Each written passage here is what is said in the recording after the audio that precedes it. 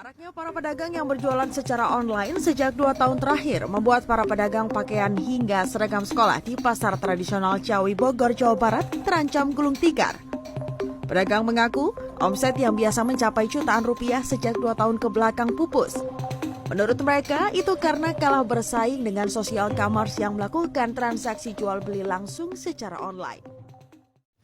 Melihat situasi tersebut, faktor apa yang harus diperhatikan dalam pemilihan tempat pemasaran usaha? Namun sebelum itu, apa itu tempat pemasaran usaha? Pertama, tempat pemasaran tradisional. Tempat adalah lokasi di mana penjual dan pembeli bertemu secara langsung untuk melakukan transaksi, seperti di pasar, kios, reseller, konsinyasi, ataupun toko. Di sini akan terjadi tawar-menawar harga dan membangun hubungan komunikasi dan interaksi langsung. Kedua, tempat pemasaran modern. Metode yang memanfaatkan teknologi dan pendekatan informatif melalui e-commerce, media sosial, website, dan aplikasi mobile. Tidak ada interaksi secara langsung, namun diskon dan promo menggantikan tawar-menawar, membuat proses pembelian menjadi lancar dan cepat. Adanya sistem pembayaran yang aman dan proses transaksi yang praktis. Jadi, tempat pemasaran adalah metode distribusi seperti toko fisik, online, distributor, dan agen.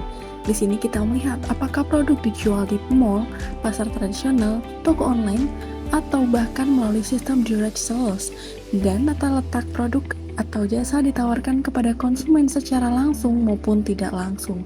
Penentuan tempat pemasaran berhubungan dengan aksesibilitas produk ke konsumen, efisiensi logistik, biaya distribusi, stok barang, serta strategi promosi yang relevan. Menggabungkan tempat pemasaran tersebut dapat memaksimalkan jangkauan dan efektivitas. Lalu, menentukan tempat usaha memerlukan pertimbangan berbagai faktor strategis antara lain. Pertama, kondisi sosial dan lingkungan masyarakat sekitar. Dengan memahami karakter sosial, budaya, serta stabilitas lingkungan penting agar usaha dapat diterima dan bertahan. Contohnya, Bonkawi Unila memilih lokasi di permukiman padat dekat kampus untuk menjangkau target mahasiswa. 2. Kedekatan dengan pasar sasaran. Lokasi yang dekat dengan konsumen mempercepat distribusi dan tanggapan terhadap permintaan. Misalnya, Bonkawi Unila dibuka dekat dengan kampus dan area perkantoran untuk menarik mahasiswa dan pekerja. 3. Akses terhadap bahan baku dan pemasok. Kedekatan dengan sumber bahan mentah dapat mengurangi biaya logistik dan meningkatkan efisiensi produk. Berlokasi tidak jauh dari pasar induk dan distributor kopi lokal, sehingga pemasok bahan baku seperti biji kopi, susu, dan gula bisa diperoleh dengan cepat dan biaya rendah. 4. Fasilitas transportasi dan biaya distribusi. Infrastruktur transportasi yang memadai akan memengaruhi kemudahan pengiriman barang serta efektivitas rantai pasok.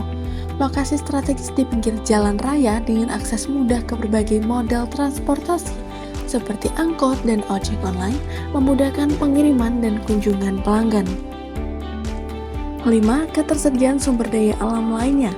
Kebutuhan energi, air, dan sumber daya alam lain harus diperhitungkan agar proses produksi tidak terganggu.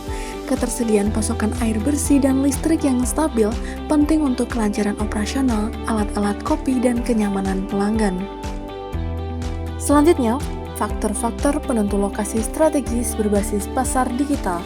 Yang pertama, karakteristik target pasar. Pilih platform yang paling sering digunakan oleh konsumen yang ingin dijangkau.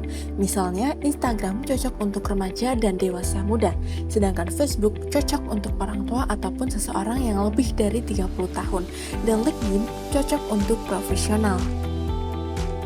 2. Tingkat keterlibatan pengguna. Prioritaskan platform dengan tingkat interaksi tinggi sesuai dengan target pasar, seperti Instagram dan TikTok memiliki audiens yang aktif, sehingga berpotensi memberikan hasil yang lebih optimal. 3. Anggaran pemasaran. Sesuaikan strategi promosi dengan anggaran. Facebook Ads cenderung lebih hemat, sedangkan Google Ads membutuhkan dana lebih besar namun lebih tertarget. 4. Fitur analitik dan pelaporan. Gunakan platform yang menyediakan fasilitas analisis data agar Anda bisa memantau kinerja iklan dan menyesuaikan strategi pemasaran secara tepat. Contohnya adalah Facebook Ads Manager dan Google Analytics. Keberhasilan Hall & Co Usaha mikro kecil menengah yang bergerak di bidang souvenir dan hadiah menjadikan Shopee sebagai media pemasaran utama yang mampu meningkatkan eksistensi dan penjualannya secara signifikan. Shopee memiliki pangsa pasar besar di Indonesia sekitar 36,22%. UMKM memanfaatkannya sebagai sarana jual beli daring dengan dukungan fitur sistem pembayaran yang aman dan proses transaksi yang praktis. Howell & Co menarik target melalui deskripsi yang informatif dan gambar berkualitas tinggi. Mereka juga menggunakan bahasa persuasif yang meyakinkan dalam iklan dan mendeskripsikan produk untuk membangun kepercayaan dan menarik minat konsumen. Dari keberhasilan Howell & Co, kita bisa mengadopsi strategi pemasaran yang tepat, khususnya pemasaran berbasis digital. Misalnya, bergabung di marketplace besar seperti Shopee, Tokopedia, atau Lazada yang telah memiliki jangkauan dan akses pelanggan yang luas, menyediakan layanan pembayaran, pengiriman, dan promosi. Hal ini juga disesuaikan dengan target pasaran. Yang kedua, memanfaatkan platform seperti Instagram, TikTok, Facebook, atau WhatsApp bisnis untuk menjangkau pelanggan secara langsung, membangun citra merek, menampilkan testimoni, dan menumbuhkan kepercayaan. Selanjutnya, pemasaran digital bukan hanya soal tempat berjualan, tetapi juga soal membangun reputasi.